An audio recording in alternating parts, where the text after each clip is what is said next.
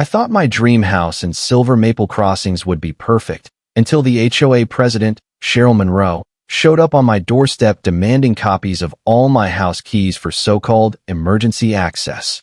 At first, I thought it was some sort of misunderstanding. But as I stood there, keys jingling in my hand, and listened to her increasingly aggressive tone, I realized something was seriously off.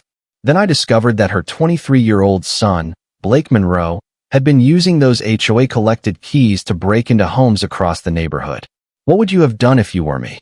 After 15 years working in cybersecurity and home security consulting, I had finally made it. I stood on the front porch of my new Tudor-style home at 427 Willowbend Drive, a brass knocker gleaming in the afternoon sun. I designed the entire security system myself. Every lock, every camera, every safeguard was top tier. Home sweet home, I whispered, taking in the polished oak floors, vaulted ceilings, and sunlight streaming through cathedral windows. My phone buzzed, texts from friends and former clients, congratulating me. I'd worked hard for this. I was halfway through unpacking kitchen boxes when the doorbell rang. Standing outside was a middle-aged woman with a crisp salmon blazer, a clipboard, and a practiced smile that didn't reach her eyes. "Welcome to Silver Maple Crossings," she said smoothly. "I'm Cheryl Monroe, president of the HOA. Just stopping by to greet our newest resident. Nice to meet you. I'm still getting settled." "Lovely home you've purchased," she continued, stepping inside uninvited. "The previous owners kept it in excellent condition. I see you've already changed the locks." That last comment chilled me slightly. "Yes, I design home security systems professionally." She nodded and scribbled something on her clipboard. "Well, that brings me to business. I'll need a full set of keys, house, garage, gates, any locks on the property. We keep a master set for emergencies and maintenance access." I blinked. Surely I'd misheard. "I'm sorry. It's in the community bylaws," she replied, voice flat. "All residents must provide copies of their keys within 7 days of moving in." "I'll have to review the HOA documents," I said cautiously. I take privacy seriously, especially given my background. Her grip on the clipboard tightened. "Of course, but don't wait too long. Noncompliance leads to daily fines." As she turned to leave, a sleek car pulled into the driveway across the street. Out stepped a young man in designer sunglasses and a smirk that immediately put me on edge. "That's my son, Blake," Cheryl said with pride. "Home from college. He helps manage HOA properties. You'll be seeing him around." Blake gave a lazy wave. I nodded politely but couldn't shake the discomfort crawling under my skin. That night, I combed through every line of the HOA covenant. I triple-checked it. There was zero mention of key handovers, only emergency procedures requiring homeowner contact. My gut told me I was right to push back. At 6 a.m., heavy footsteps on the porch jolted me awake. I rushed down to find a bright orange notice taped to my front door. Notice of HOA violation. Failure to provide required key copies. $50 per day fine until compliance. Reference: Community Safety Protocol. I tore the notice down, my blood boiling. Not even 24 hours in my dream home. And already this? Through my window, I spotted Cheryl Power walking down the sidewalk, clipboard in hand, radiating control. Over the next day, another violation notice appeared, and an older gentleman from next door stopped by. "Daniel Brooks. Don't let Cheryl bully you," he warned. "She runs this place like her private fiefdom. Most of us just roll over and comply. Easier that way. But demanding house keys, that can't be legal." Daniel sighed. "She's been president for 8 years. No one's run against her. People are scared." I glanced across the street. Blake was washing his car, but clearly watching my house. When I met his gaze, he didn't look away, just smiled. That smile made my skin crawl. By day 5, the fines had doubled. My mailbox had been smashed in overnight. I reviewed footage from my doorbell cam. There was Blake, walking by just after midnight, stopping to eye my cameras. Something was seriously wrong in Silver Maple Crossings. I called Ava Delgado, a trusted real estate attorney. She reviewed the HOA documents and confirmed my suspicion. They had no right to demand my keys. "It's borderline extortion," she said. Armed with the law and the truth, I wrote Cheryl a formal letter, citing state statutes and HOA inconsistencies, then dropped it in her mailbox. The next morning, I found my tires slashed. And Cheryl? She just strolled by with that same fake smile. "Such a shame," she said sweetly. Silver Maple used to be so safe. This wasn't about safety or policy. It was about control. And I was done playing defense. Home, and already this. Through my front window, I spotted Cheryl Monroe Power walking through Silver Maple Crossings, dressed in designer athletic wear and still clutching that ever-present clipboard. The next morning, a second violation notice appeared on my door. Later that afternoon, my neighbor from the right, an older man named Daniel Brooks, came by while I was unpacking boxes. "Don't let Cheryl bully you," he said as he helped me carry a heavy box inside. "She runs this neighborhood like her own personal kingdom. Half the residents are terrified of her. But asking for house keys? That can't be legal," I replied. Daniel sighed. "Most folks just hand them over. It's easier than fighting the HOA machine. Cheryl's been president for 8 years, and no one's ever run against her." As we spoke, I noticed Blake Monroe across the street washing his car, but his eyes never left my house. When I looked directly at him, he didn't look away. He just smiled. By day 5, the violation notices had increased to $100 per day. My mailbox had been smashed in during the night. Fortunately, I had already installed a doorbell camera. The footage showed Blake strolling past at midnight, pausing to inspect my camera and the security sensors. I contacted Ava Delgado, a real estate attorney and former colleague. After reviewing my HOA documents, she confirmed what I suspected. This is highly unusual and likely illegal.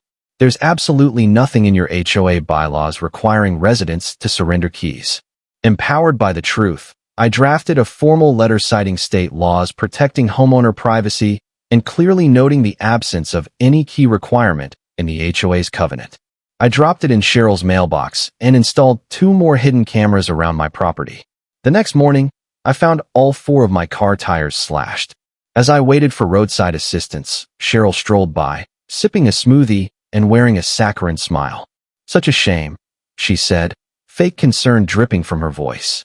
Silver Maple used to be so safe, until some people decided the rules didn't apply to them. It was a thinly veiled threat, and I got the message loud and clear. This wasn't just about keys. It was about control, intimidation, and power.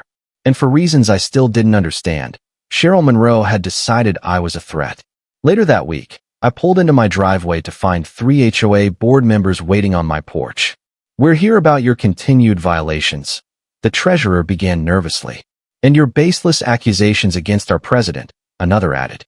I invited them in and calmly laid out the facts, the actual HOA documents, the state privacy laws, the footage of Blake scoping out my home, and the pattern of harassment that followed my refusal to surrender my keys. The board members looked at each other, visibly shaken. "There's been a misunderstanding," the treasurer said finally. "The key policy is traditional, not formally documented, but everyone complies." "Why?" I pressed. "Why would anyone hand over keys to their private home without a legal requirement?" No one answered, but their awkward silence was answer enough. As they left, my elderly neighbor across the cul-de-sac, Eliza Grant, shuffled over with her small dog in tow. "Be careful," she said in a low voice, pretending to chat about flower beds. Last year, the Millers refused to hand over their keys too. 2 weeks later, someone broke into their house while they were out of town. Nothing was stolen, but they gave Cheryl the keys after that. Her words sent chills down my spine. That night, I spotted Blake pulling into his driveway, laughing into his phone, completely unconcerned. The following morning, I reported the tire slashing and mailbox destruction to the police. As I showed an officer photos of my shattered garden lights, he shook his head. "I'm sorry, sir. Unless you can prove who did the damage, we can't pursue this. It sounds like a neighborhood dispute, not a criminal case." I hung up in frustration. The violation notices now totaled more than $2,000, with the latest warning threatening a lien on my home if I didn't comply. My security consulting business was suffering, too. I'd been missing calls and falling behind on projects. My dream home had become a pressure cooker, and it was only getting hotter. And for what? Because I wouldn't hand over a set of keys? Whatever Cheryl and Blake were hiding, it was big enough to make them desperate, and I was just getting started uncovering it. But my business was suffering too. I'd been so consumed with this escalating battle that I'd missed appointments and started losing clients. The dream home I worked 15 years to earn was slowly becoming a nightmare, all because I refused to hand over my keys. That evening, A knock at my door revealed Blake Monroe, grinning casually like nothing was wrong. "Hey neighbor," he said. "Mom wanted me to drop off your invitation to the community barbecue this weekend." He handed me a neatly sealed envelope. Then, with an innocent shrug, he added, "Also, I locked myself out of our house. Mom mentioned you're some kind of security guy? Figured you could help." The trap was so painfully obvious, it was insulting. "Sorry," I said, my tone flat. "I don't do residential work anymore. But I can recommend a few companies." Blake's smile faltered for a heartbeat. "Right. Well, enjoy the barbecue. I'm sure most people will be wondering why you're so set on breaking rules everyone else follows." As he sauntered off, the invitation in my hand felt less like a welcome and more like a subpoena, a summons to a public spectacle. That night, I didn't sleep. Instead, I installed hidden security cameras around my property. Not just the obvious ones like the doorbell camera Blake had clearly noticed, but micro-cams, state-of-the-art devices hidden in birdhouses, solar lights, even a decorative stone frog. If anyone crossed a line, I'd have the proof. The next morning, I changed strategy. Instead of staying holed up like a hermit, I took a walk through Silver Maple Crossings and introduced myself to the neighbors. Most were polite, if slightly hesitant. A few, however, leaned in closer. "Cheryl gets what Cheryl wants," whispered a young mother pushing a stroller. "She once made us tear down our kids' playset because it was 3 inches over height regulations." An older couple explained they'd handed over their keys years ago before wintering in Florida. Seemed reasonable at the time. For emergencies, the husband said. His wife gave him a side glance that said she was never fully convinced. By the time Saturday rolled around, a pattern had emerged. Homes that had surrendered keys, fewer violations. Houses owned by retirees, traveling professionals, snowbirds, all disproportionately targeted. It wasn't about security, it was about vulnerability. I arrived at the park for the barbecue. Music played, kids ran through bubbles, and the smell of grilled burgers filled the air. But Cheryl Monroe stood at the center of it all like a monarch overseeing her domain, issuing orders with a practiced flick of her clipboard. When she spotted me, she waved broadly.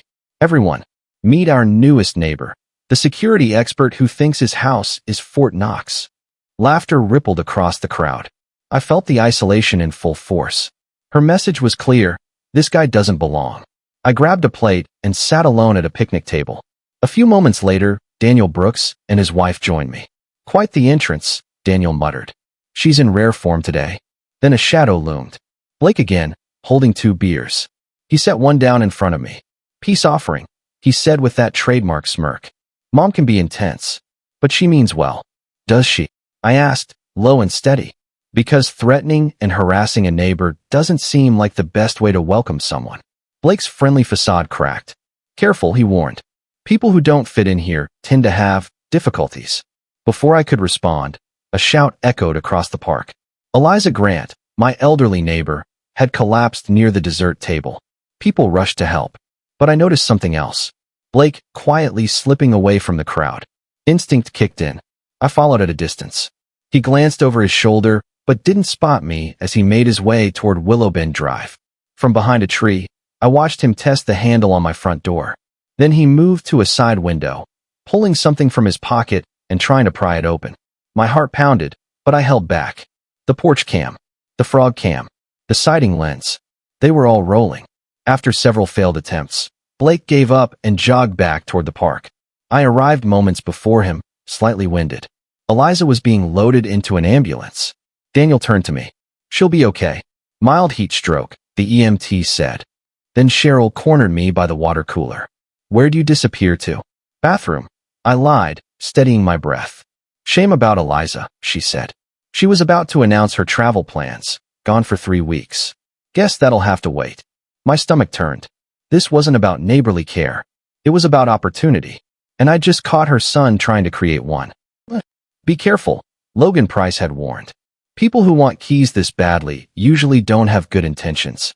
The next day, Cheryl Monroe arrived at my home, wearing a sharp ivory pantsuit that probably cost more than my first car.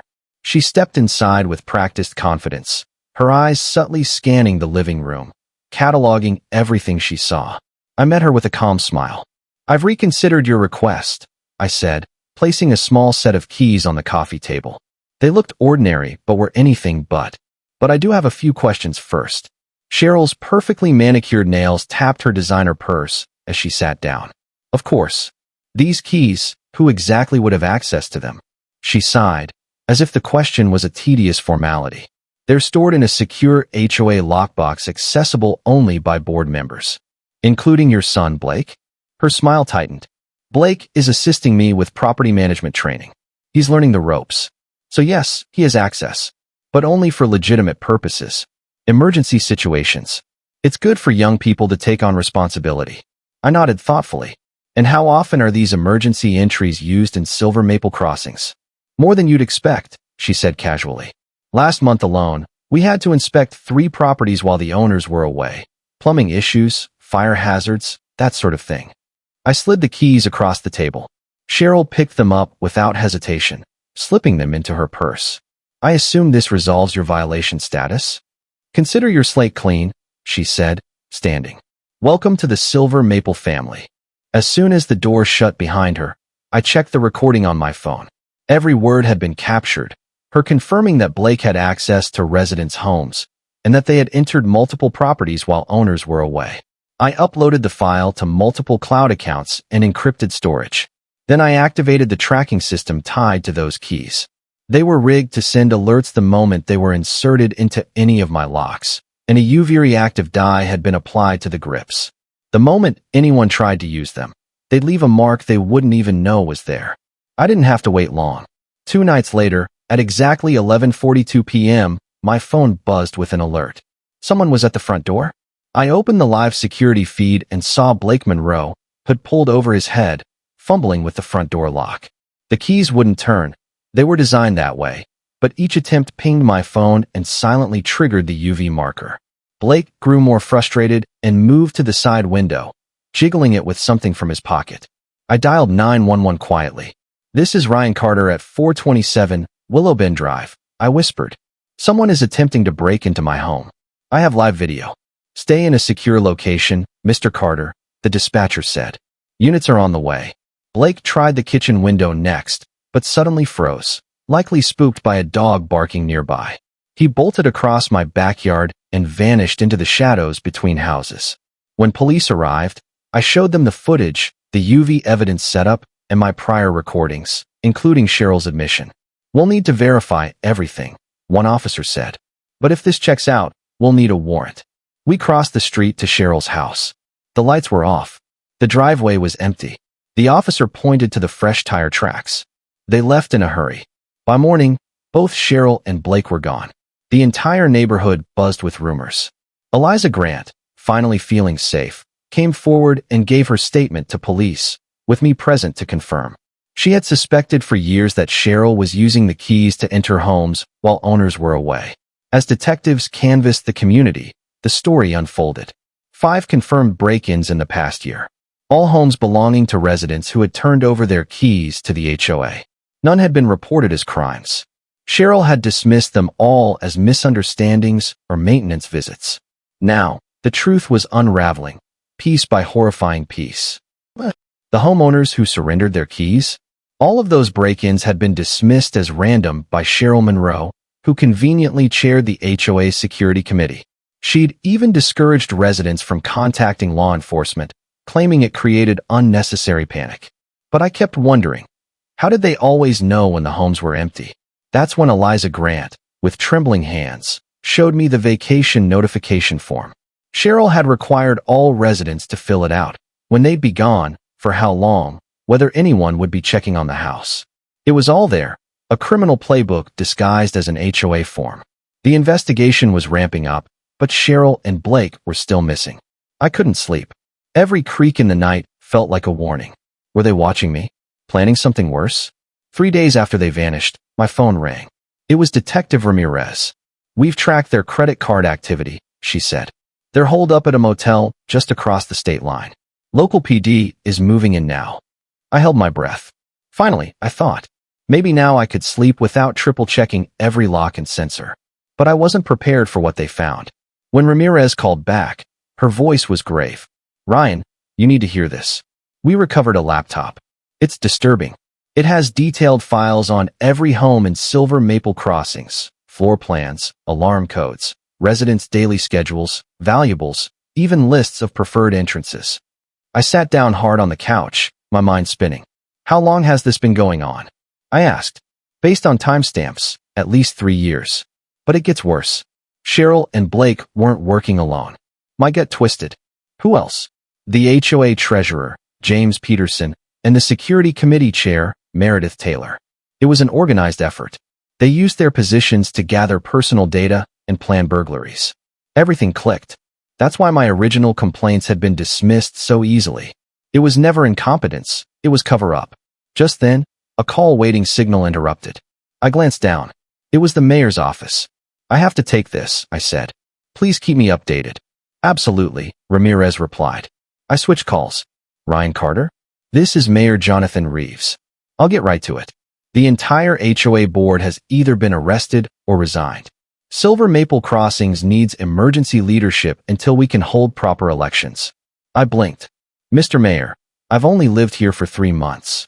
Surely someone else. You're exactly who we need. Someone who isn't tied to the old system. Someone who stood up for what's right. The city council voted unanimously to appoint you interim HOA president. If you'll accept.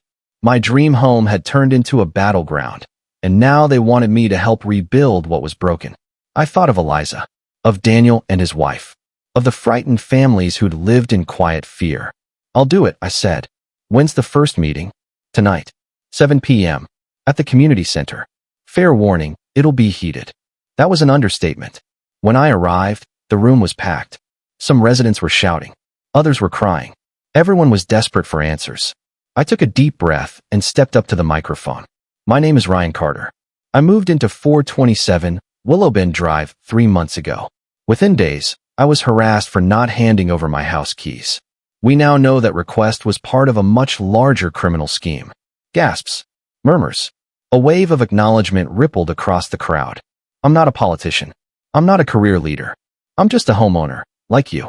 I want to live in a community where we feel safe, respected, and heard. We can't undo what's happened, but we can start building something better, starting tonight. We talked for over 2 hours. People shared stories, homes entered without permission, missing items, veiled threats from board members. The scale of what Cheryl and her crew had done was staggering. A week later, I was called to the station to review evidence collected from Cheryl's motel room. Among the electronics and stolen items was a key ring, each key tagged with an address. One tag read, 427 Willowbend Drive, a key I had never given to anyone. Among the evidence recovered from the motel room was a USB drive and a manila folder. Inside, pages of labeled addresses, including one marked for 27 Willowbend Drive. That was my home. A key I had never given to anyone. How did they even get this? I asked Detective Ramirez. Blake Monroe apprenticed at Locksmith Express on Main Street, she explained. He copied customers' keys and kept records of their addresses. That's how they were getting access, even before pressuring residents through the HOA. This was no amateur burglary ring. It was systematic, organized, and cold-blooded. A month later, I sat in the county courthouse during Cheryl and Blake Monroe's preliminary hearing. When they were escorted in, handcuffed and flanked by officers, a hush fell over the room. Cheryl's designer wardrobe had been replaced by an orange jumpsuit. Her salon-perfect hair hung flat and dull. She spotted me and glared with pure venom. I didn't flinch. The prosecution laid out overwhelming evidence. My recordings, surveillance footage, testimonies. Police had found stolen items in a storage unit registered to Blake. His fingerprints matched multiple unsolved break-ins. Detailed records of every home they targeted filled a binder with the HOA's seal on the front. They were charged with felony counts of burglary, conspiracy, and extortion. The judge denied bail. As they were let out, I felt the air return to my lungs. They wouldn't be returning to Silver Maple Crossings. Under new leadership, our first official HOA meeting happened right in my backyard. Gone were the stiff boardroom tables. We had folding chairs, fresh lemonade, and conversation. Neighbors finally talked without fear. First order of business, I began, standing beneath a string of patio lights, is a permanent bylaw. No HOA officer may ever request or hold keys to a resident's home. Period. The vote was instant. Unanimous. Eliza Grant approached afterward with a plate of lemon cookies. I wasn't sure I'd live to see this day, she said softly. For years, we lived afraid of that woman. Why didn't anyone report her sooner? I asked. Oh, I tried, she whispered. But Cheryl told the board I was confused, maybe starting dementia. They believed her. I just gave up. My heart ached. Well, not anymore. You're our new vice president, Eliza, and no one's ever going to silence you again. 6 months passed, and Silver Maple Crossings transformed. We replaced intimidation with support. Harsh fines gave way to assistance programs. When the Johnsons' basement flooded, 24 neighbors showed up with shop vacs. When Eliza needed her roof repaired, we raised the money in 4 days. My dream house finally felt like a home. Last week, I installed a little free library by my porch. The first book I placed inside. A Guide to Protecting Your Privacy in Modern Neighborhoods. Eventually, Cheryl and Blake accepted plea deals, 15 and 10 years in prison, respectively. They were ordered to pay restitution to every household they'd victimized. Some items, like a locket from Eliza's daughter or a childhood photo album from the Clark family, held sentimental value no amount of money could replace. Sometimes I think back to that first knock on my door. Cheryl, clipboard in hand. How close I came to handing over my keys, just to keep the peace. One quiet refusal exposed a criminal enterprise and brought an entire community together. Yesterday, a young couple moved into the Monroe house. It had been auctioned off to pay restitution. I walked over with a welcome basket and introduced myself simply as Ryan, their neighbor. As we chatted, the husband looked across the street and asked, "Is it true all this started because someone refused to hand over their house keys?" I smiled. Sometimes the smallest decisions make the biggest difference. I handed them a crisp HOA welcome packet. You'll see it right there on page 1. You never have to give anyone your keys. They looked relieved. As I turned toward 427 Willowbend Drive, I took in the view. Neighbors waving, children playing, Eliza watering her front porch garden. My dream home had become part of something larger. A neighborhood rooted in trust. Built by people who'd learned the hard way that safety isn't just about locks, it's about respect. And those infamous keys?